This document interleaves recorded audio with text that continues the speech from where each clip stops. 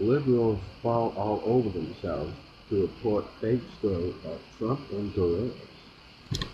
While both the left and the right contain fringe elements that regularly delve in conspiracy theories and other nonsense, it's only on the left where we frequently see reputable people with influence and power peddling the same sort of junk. This week, for instance, a remarkable number of fancy-pants liberals, I'm talking well-known reporters, columnists, and even MSNBC contributor who all loathed President Donald Trump were caught spreading such garbage. According to Ben Shapiro at the Daily Wire, it began Thursday night when a satirical Twitter account at Pixelated Pose tweeted out a parody segment supposedly lifted from the book published by Michael Wolff, whom the Conservative Tribune already outed as a fraud. On his first night in the White House, President Trump complained that the TV in his bedroom was broken because it didn't have the Gorilla Channel. Trump seemed to be under the impression that a TV channel existed that screened nothing but gorilla-based content 24 hours a day to appease Trump. White House staff compiled a number of gorilla documentaries into a makeshift gorilla channel broadcast into Trump's bedroom from a hastily constructed transmission tower on the South Lawn.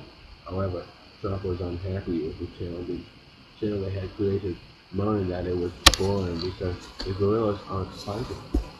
Staff edited out all the parts of documentaries where gorillas weren't hitting each other, and at last the president was satisfied.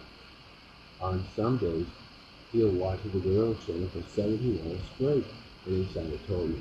He kneels in front of the TV with his face about 4 inches from the screen and says encouraging things to the gorillas like, "The way you hit that other gorilla was good. I think the gorillas, I think he thinks the gorillas can hear him." The gorilla channel thing is a joke at Pixelated Pose. Wow, this extract from this book is a shocking insight into Trump's effect. Just to clarify, the guy who runs at Pixelated Pose changed his Twitter alias to the Gorilla Channel thing is a joke after it went viral.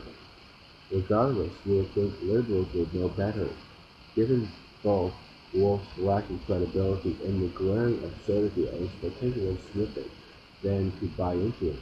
But you would think wrong.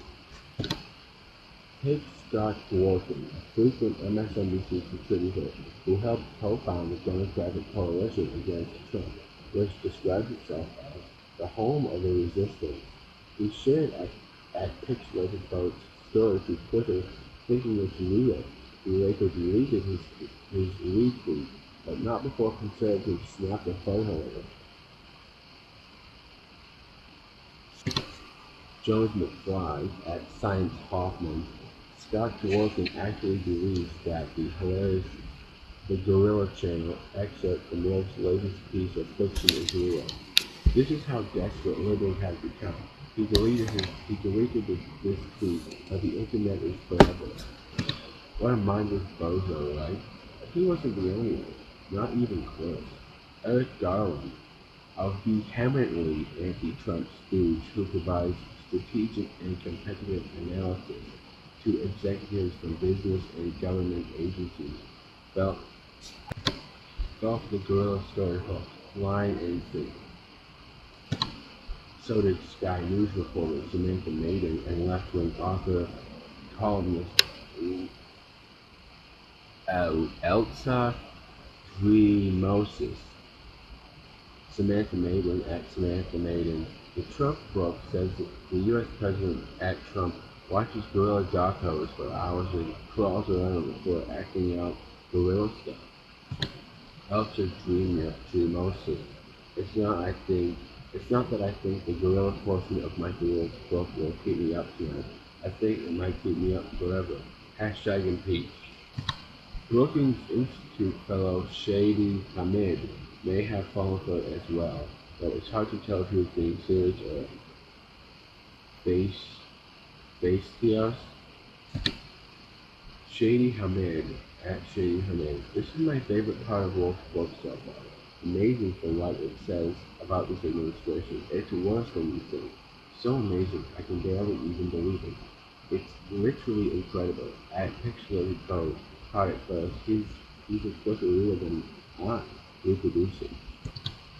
As a reminder, these aren't just random nobodies falling for and spreading conspiratorial garbage. Even Farhad Manjoo, a contributor for NPR, almost bought into the lie. Farhad Manjoo, dad of Sarah Reed. I'm sorry, I have a question. Is the Gorilla Channel thing real or fake? I don't know. I thought it was clearly fake, but people are taking it. I thought it was clearly fake, but people are talking as if it was as if it's real, and I don't know who's mistaken. If you don't know what I'm talking about, don't look it up because it might be fake.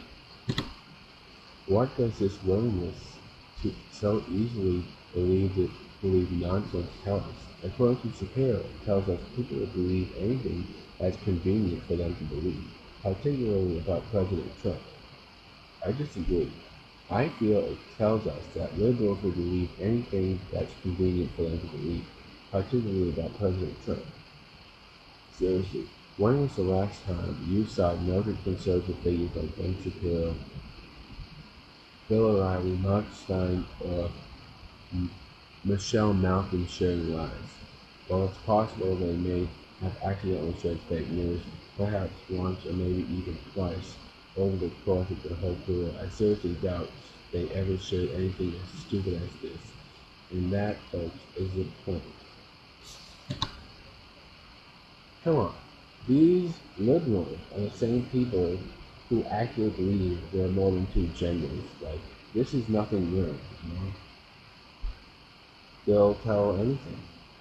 Yeah, I think they believe it's totally real. It's just, it's embarrassing, and I don't even know why these people are taken seriously. I don't even know why these people have shows at all. They're, they're just embarrassing. It's embarrassing, God.